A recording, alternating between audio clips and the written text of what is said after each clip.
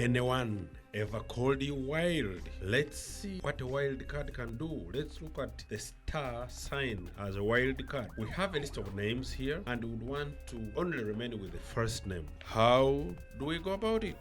If we come and we want to replace, the shortcut is Control H, and then we say let's put a space and put a star, and then what we replace with, we replace with nothing. Replace all. Wow, we only remain with the first name.